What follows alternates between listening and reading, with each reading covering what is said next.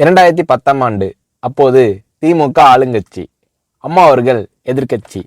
ஒரு பெரிய மிரட்டல் விடுத்து அம்மா அவர்களுக்கு எதிராக மதுரை மாவட்டத்தில் பல இடங்களில் போஸ்டர் ஒட்டியிருந்தார்கள். அந்த போஸ்டரில் அம்மா அவர்கள் மதுரைக்கு வந்தால் திரும்பி செல்ல மாட்டார், மதுரைக்கு அம்மா அவர்கள் வரக்கூடாது என்று மதுரை மாவட்டத்தில் பல இடங்களில் அந்த போஸ்டரை ஒட்டி பெரிய மிரட்டல் எல்லாம் கொடுத்தார்கள். அதேபோல் ஜெயா டிவிக்கும் மிரட்டல் தொலைபேசிகள், மிரட்டல் கடிதங்கள் வந்து கொண்டிருந்தது. ஜெயா டிவியின் செய்தி பிரிவினர் இந்த மிரட்டல்களை பற்றியெல்லாம் தியாகத்தலைவி சின்னம்மா அவர்களிடம் சொல்லி அம்மா அவர்களின் கவனத்திற்கு கொண்டு சென்றார்கள்.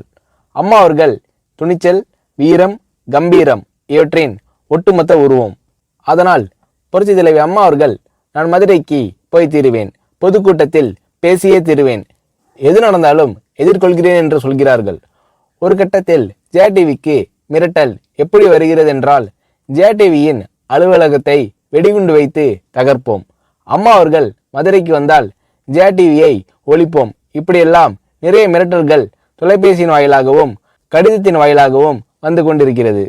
இந்த மிரட்டல்களை எல்லாம் கடந்து அம்மா அவர்கள் மதுரைக்கு சென்று பிரம்மாண்டமான பொதுக்கூட்டத்தில் லட்சக்கணக்கான மக்கள் மத்தியில் எழுச்சி உரையாற்றும் போது, ஒரு எதிர்க்கட்சியின் தலைவி என்ற முறையில் என்னை நீங்கள் மிரட்டுங்கள், ஒரு எதிர்க்கட்சியினை நான் நடத்துகிறேன் என்பதற்காக கழகத்தை மிரட்டுங்கள், ஜெயா டிவியை எதற்காக மிரட்டுகிறீர்கள், ஜெயா டிவியின் அலுவலகத்தை நீங்கள் தகர்ப்பீர்களா, ஜெயா டிவியை நீங்கள் ஒழித்து கட்டிவிடுவீர்களா, பார்க்கலாமா, ஜெயா டிவியை ஒழித்து கட்டிவிட்டால் என்னுடைய அரசியல் குரலை ஒழித்து விடலாம் என்று கனவு காணுகிறீர்களா?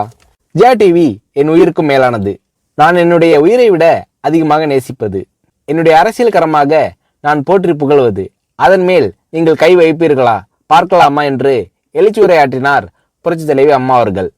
இப்படியெல்லாம் அம்மா அவர்களின் அன்புக்கும் மரியாதைக்கும் பாத்திரமாக ஜெயா டிவி இருந்தது.